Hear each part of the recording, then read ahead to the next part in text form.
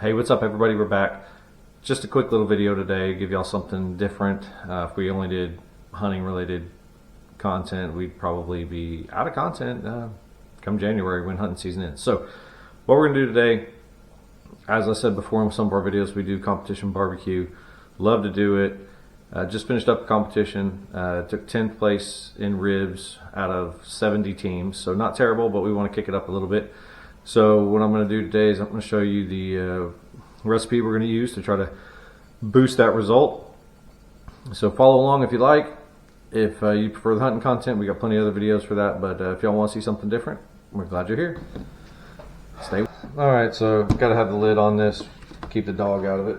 But here's just a rack of, these are IBP ribs from, gosh, I think I got them at HEB.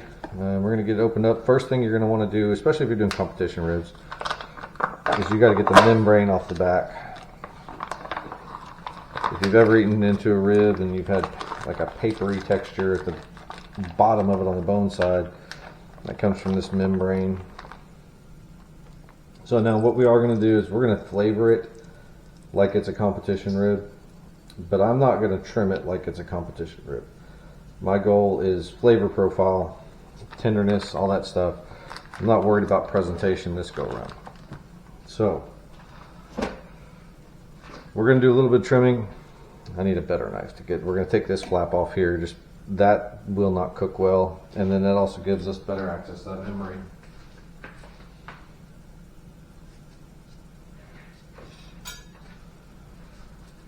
Best way I found to do this, boning knife.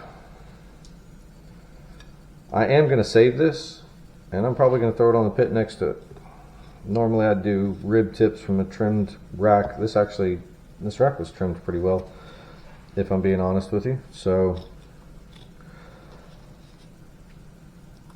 there aren't going to be rib tips on this one, but that's all right.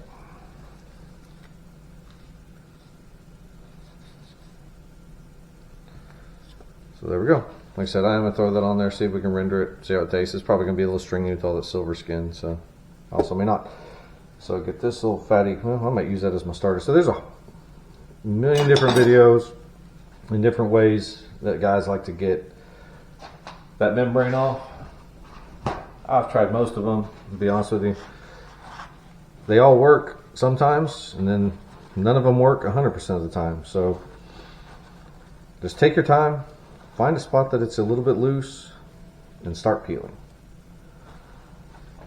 The paper towel method is the most effective method that I've experienced. It just gives you something to grip. The one thing though that I do, without a doubt, you have to do is you have to pull slowly. If you pull quickly, it's just going to rip, and then it becomes a lot harder. All right. My hands are clean. I'm going to go ahead and just use my fingers. That's my preferred method, just using my fingers, working it off. Once you get it to pull pretty well, then it all sort of comes off. Now, if you're just doing this in the backyard, you don't have to pull this off if you don't want to. You can score it, and it'll help that break down. So I don't know if y'all can hear it, but when it's ripping off like that, it just sounds like paper.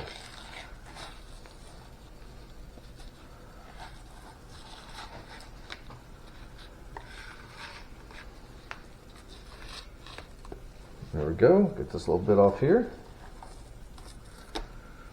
And that's it, y'all. Okay, so what we do next, we inject. So I'm trying to follow everything I did on my recipe the last time. And what I did is we took this Meat Church hog injection, okay, and I mixed it with water. There are times I prefer apple juice, and the ratio on this is 1/3 cup of injection to 1 cup of liquid.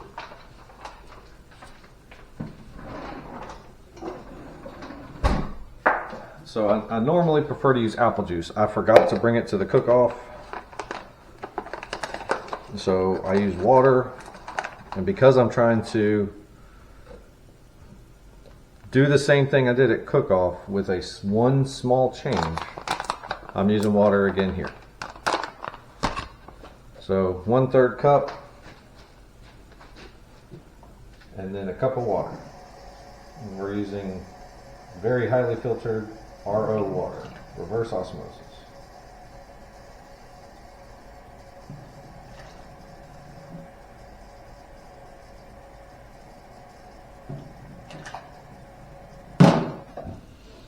There we go. A little clumpy, doesn't smell great, but it's going to make these ribs taste outstanding all the way through.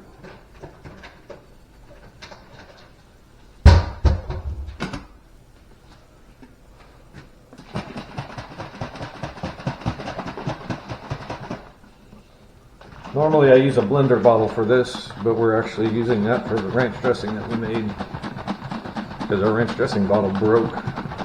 So hopefully it's not too clumpy. I am going to try something a little different with this. Normally I would just roll with it as it is, but I think it's pretty well mixed. I think I'm going to strain it. Put that all the way down, pull the plunger up, nice and easy. Needle on. We flip these ribs over, and I'm going to inject down into the meat.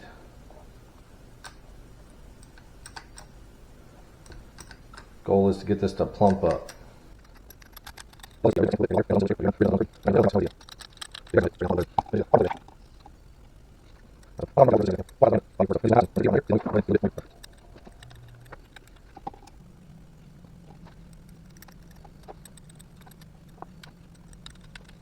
Alright, the injection is all in.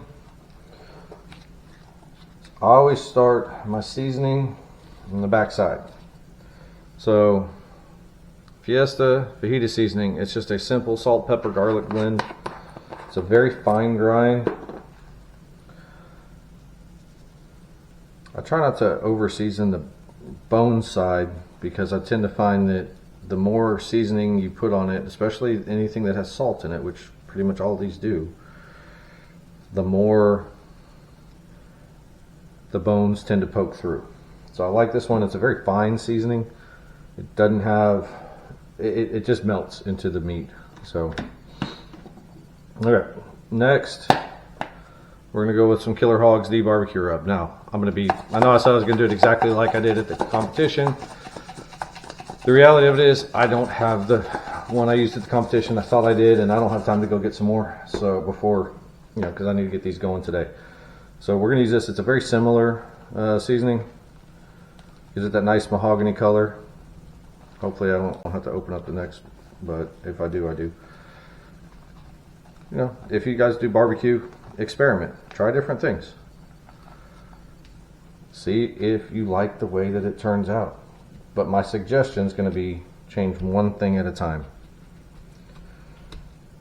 Try something, and if you like it, keep it.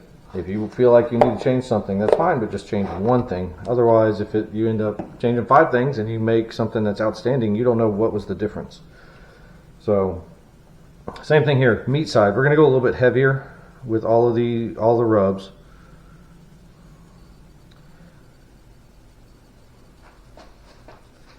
And any of you guys that do barbecue, some of this is going to have to sit and melt and sweat and all that stuff, and that injection is going to have to settle in, and it will.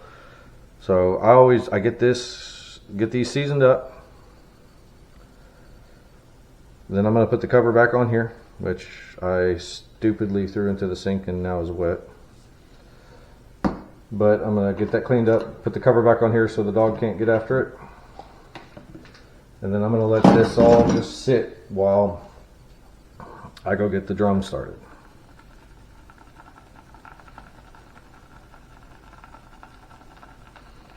Now I'm going to run out. I'm going to have to open it just for the very end, which is annoying, but that's all right. Yeah.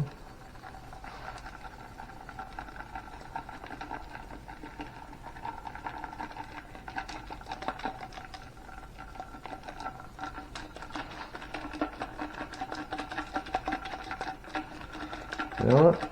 That'll work. I am going to keep this other one here. Let me see if I can break that little clumps up a little bit. Get just this last little bit out here. I'll keep this one here in case after this has a chance to sweat, if I need to add a little bit more. But that's really it for this point, y'all. There's going to be more seasoning that's coming later, so just don't say, wow, that's all he does for competition ribs, because it's not. So let me get these covered up and we'll get the fire started. That's about how I like to do it. Mix the apple wood in with the charcoal. And some of these my little fiberboard fire starters.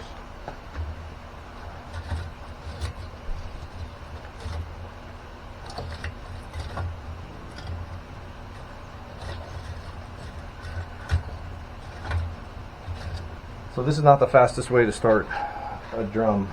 The faster way would be to use a charcoal chimney, pour it on top. Alright, all my lighters decided to go on vacation or something, so we're going old school with matches.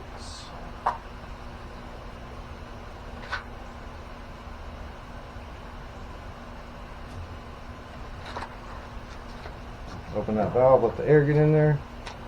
Make sure that we're lighted. Having said that, I need to relocate that charcoal basket. I want that to be right in the middle.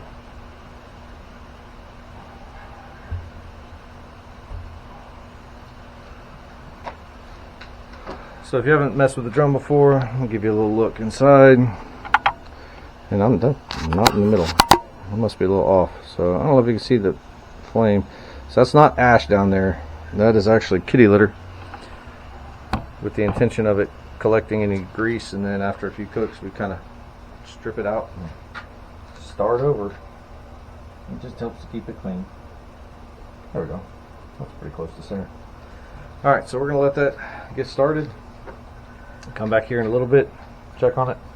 As mentioned, alright y'all, it's been about 12 minutes. We're going to go see how the fire's doing and see if we're ready to put the grate and the deflector plate back in. Alright, so that fire is that's going to keep going on its own. Self-contained is not the right word, but whatever. It is going to continue burning. So I'm going to get the deflector plate back in and the grill grate. Alright y'all, we're back. It's been about 15 minutes. I got caught up with some work stuff, but if you look, now that fire is, or the smoke is pretty much what we want, light blue in color. Fire's self-sustaining. That's the word I was looking for earlier. So I'm going to go ahead and get this closed. I love this pit. So there we go. Everything's coming up just like it's supposed to. You get a little bit of seepage, but that's going to happen. They're drum smokers. So right now we're fully wide open on our air intake, which is that ball valve that's really filthy and apparently need to clean up. But we're running our 175 and climbing.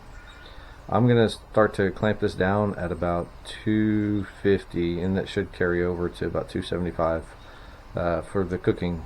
But if you also notice, because we cut down the airflow coming in with the lid closed, that smoke's gotten a little bit thicker. That's alright, that's going to clean up. That's just a smoldering. Now we're cruising through about 215 on our way up to 250. Got to make sure I'm in the right spot. So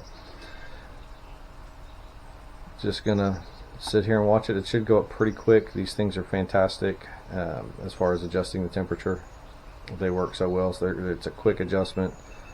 And I can tell by how fast that smoke is coming out of the stack that it's cooking. It's going real well. So I might have let it go a little bit too long with the lid open, but that's alright. We can choke it down. Now one thing I will do is I will leave that damper on the top. I'm going to leave this open the entire time. I don't like to close it. I prefer to have it wide open, letting everything out, and I control everything with the air intake. So we're right about 250. So I'm going to close this ball valve to about by a quarter, so it'll be about 3/4 open.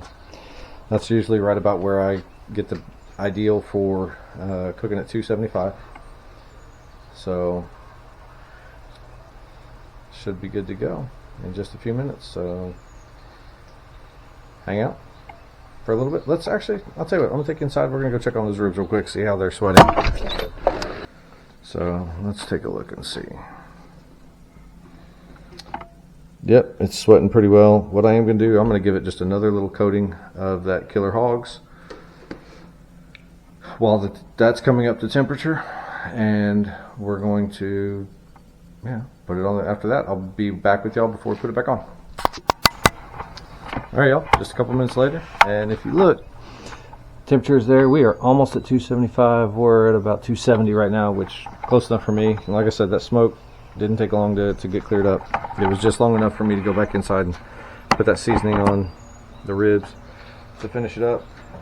So we're gonna go ahead and get these on here. My goal was to get them on by 10 o'clock, and it is 9:46. Although I think the timestamp on my camera is incorrect, so plump them up a little bit, push them together.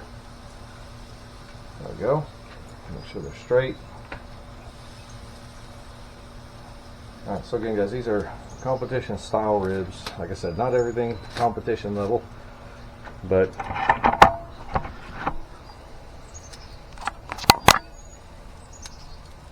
I know it's kind of sunny, makes it hard to see, but it's giving it that Killer Hog's giving it a nice mahogany color. So y'all hang out. There's not going to be much to do with these ribs. We're going to let them smoke at 275 for about 2 hours. We're going to check them. All right, y'all. We're going to go check on the temperature, go check on the fire, take a peek at the ribs. Normally I wouldn't do that because if you're looking, you're not cooking, but I just like to see how they're going. Fortunately, the drum smoker, we don't lose a lot of heat when we do this. So we're going to check that temperature. The smoke looks fantastic. That's exactly what you want. That's what we're rolling. It smells fantastic out here. Hopefully you can hardly see that smoke, right? It's perfect. Temperature wise, we are, now that's a little harder to see, 275. Perfect. All right, let's take a peek. Look at that color, y'all. These look fantastic. And we fogged up. Maybe I won't get so close, but I wish y'all could see that. That looks amazing. Got a little bit of the injection seeping out, and that's all right. So hang with us. We'll be back. So this is what we did. We poured our seasoning into here. So let me give you a quick example as to why I'm doing this.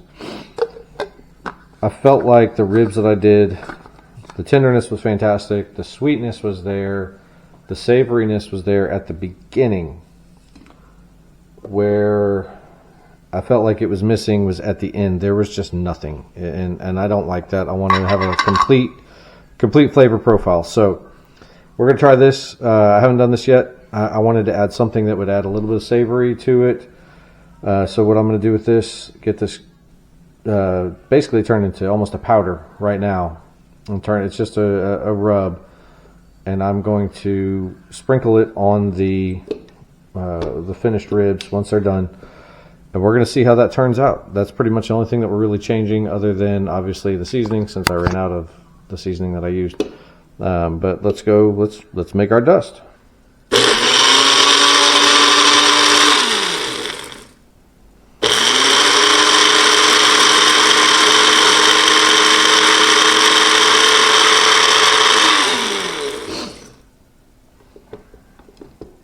See my consistency there.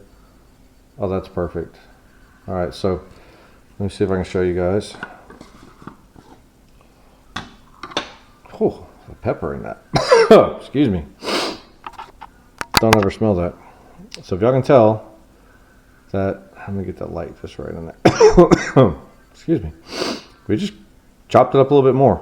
Usually I use a coffee grinder to do this, but I saw the magic bullet and decided, well, let's give that a go and see how that works. So I'm gonna pour this into my little shaker. Now you don't want to do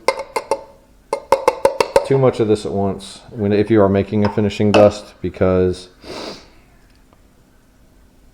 it will get clumpy quickly. Like the last time I did a finishing dust, it got just hardened up and made that thing a pain to wash. So stick with us. That is for the very end, and we'll see how it goes. All right, guys, at this point we're a little bit over an hour in. I'm going to go check on the temperature. Oh, the temperature's getting up a little high. So we've rolled up to a little over 300. So I'm going to choke this down a little bit more. Bring that temperature down. Still smoking, very faint. I want to check my color. Yeah, color's getting dark because of the heat got a little bit high. So shut that down a little bit, and we'll see. Nothing we can't fix at this point. But yeah, don't like that temperature being that high. So close off the air, and we should be good to go. I'll keep you guys updated. We'll be back again in about 30 minutes to check our progress. We're back for about the 2-hour mark. This is usually where we're going to be checking for color and pullback on the bone. The color is good. I'm getting that pullback that I want. So here's what's going to happen now. Kind of figured we'd be at this point, but so what's going to happen next? I'm going to get these off and get them wrapped, and we'll show you that part here in just a sec. Alright, so here we are getting ready to wrap. The ribs are still on the grill right now, but I'm going to get this ready. Apparently I'm running low on Spies Parquet. So this is just blue agave nectar. I prefer this to honey, but this is where a lot of the sweet is coming from. Between the butter, which is a little bit more savory, the agave nectar, and the brown sugar.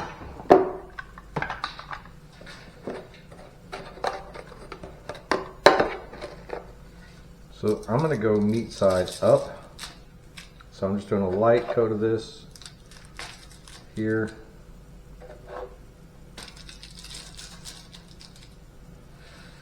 Alright. Y'all hang on, I'm going to go get those ribs and I'll be right back.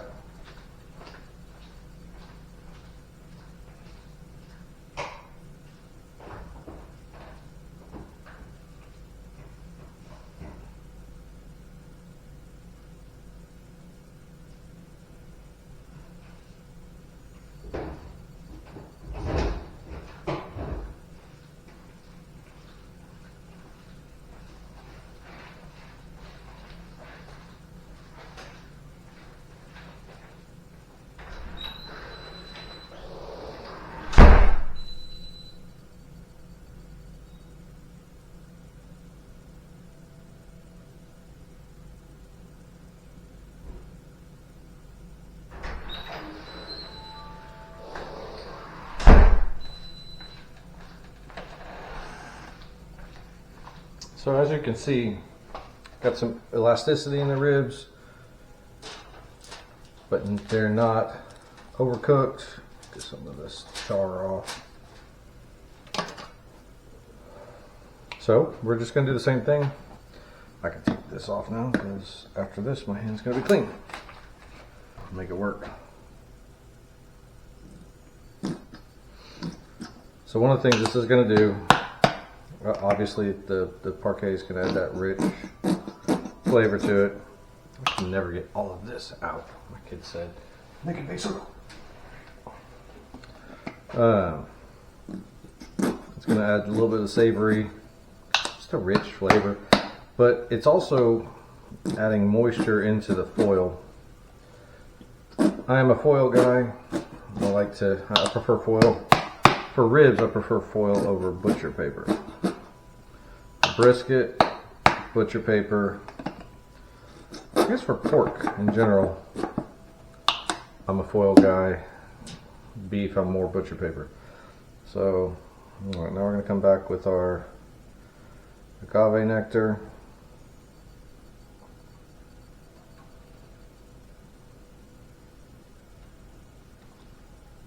There we go. So where we cook, they like them sweet. So this is, like I said, it's what I've been doing. We've had some good success with it. Try to keep the meat on the high side so oh, sorry, not the brown sugar on the high side, so as it melts, it'll drip down the meat.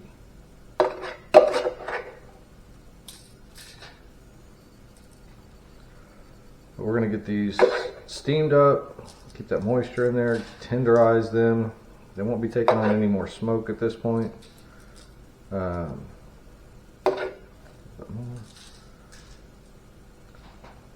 that's gonna help keep them looking good.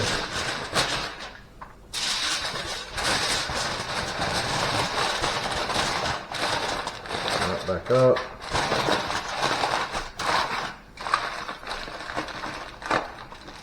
I like to make little foil handles.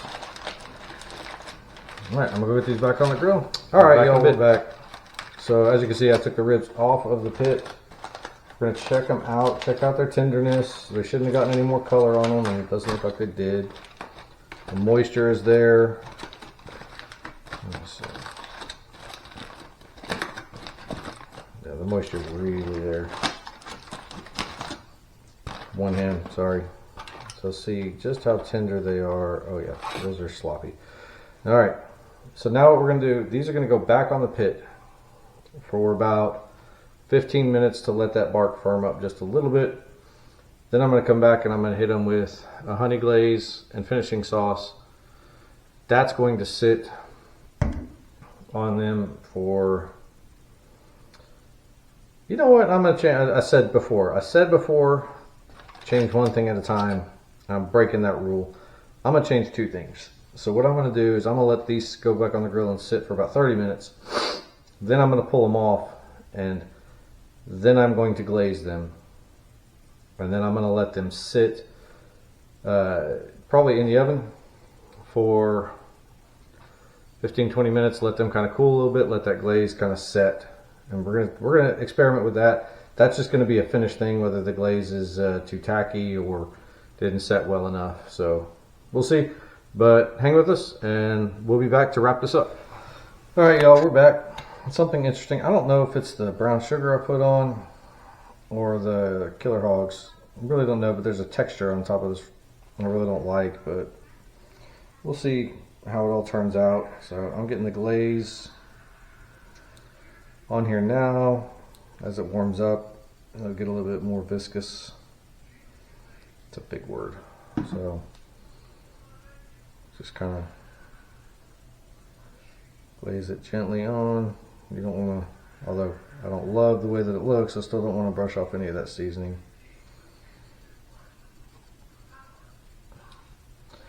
You know, normally for a competition, I'm going to trim these ribs, make them, oh, I wouldn't pick this rack in general, but I'm going to trim them, make it all nice and straight. But you know, this is just a flavor thing, not a true competition rib, just working on flavor profiles.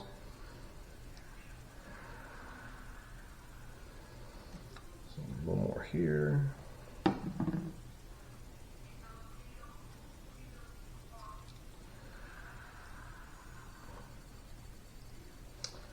Getting some good shine. I want to have a little bit more. Just a little bit more.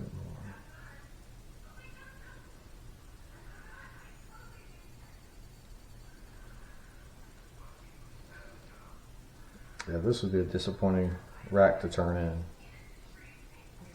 So, good thing we're not. All right, so I'm gonna let that sit for a few more minutes. Hopefully the dog won't get it. Now we're gonna go with our finishing dust and see if this gives us the desired result.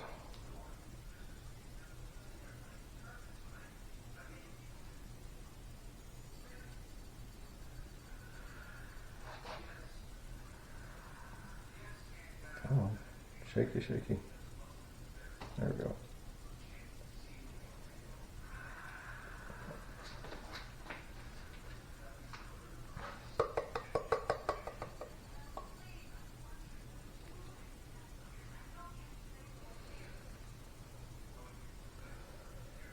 Alright, I think that's going to call it for this rack of ribs. So all that's going to be left is to try it here in just a little bit. I'm not gonna make y'all actually watch me eat it. I always think that's kind of strange. But I will bring y'all back for one last thing and we'll check it then. See y'all in a bit.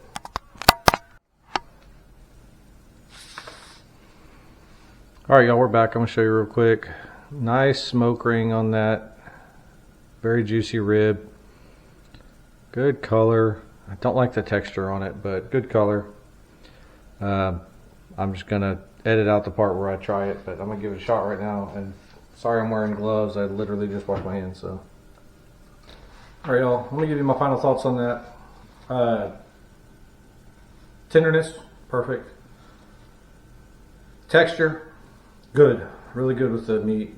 Perfect bite marks on the bone. So from that perspective, from competition rib, it was exactly what I wanted. Again, the appearance wasn't quite there. That's okay, we're just practicing here. So the biggest thing was, how do I feel about the flavor after using my finishing dust for the first time? This particular finishing dust, I should say. I think it's given me what I want. I may have to doctor it up a little bit just to get a little bit more heat. But I do have a well-rounded aftertaste.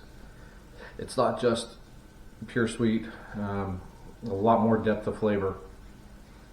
So I think that that's probably, I'm pretty close to what I want to do on that. So all in all, I'd say it was a success. So all in all, I'd say it was a good experiment. Good way to spend a day while I'm working in my office. So yeah. If y'all have any questions about how I did this, what we do here as far as our competition barbecue, drop something in the comments. I'm happy to answer it. We don't have any secrets with our barbecue. We'd like to share it, we like to cook it, and we compete. Now if we start having even more success, which we've been fairly lucky, we start having some more success, then maybe we'll get a little bit more secretive. But as of now, I don't see the point in that. So as always, if you like this video, you like what we're doing, hit the like button, subscribe, and turn on notifications. We're trying to get videos out every couple days, whether they're shorts or long form videos, just to give y'all some content, something to do. And like I said, we're starting to get a little bit more varied. Baseball season's about to pick up for the fall. Pick up being relative, so it's a couple tournaments coming. I appreciate y'all watching. We got a lot more coming. Cooking, hunting. We might be doing a little bit of fishing. Actually, I know we are. Coming up over Thanksgiving break, we're going to be doing some fishing as well. So stick around. I hope y'all enjoy the channel, and we'll talk to y'all soon. Y'all be good.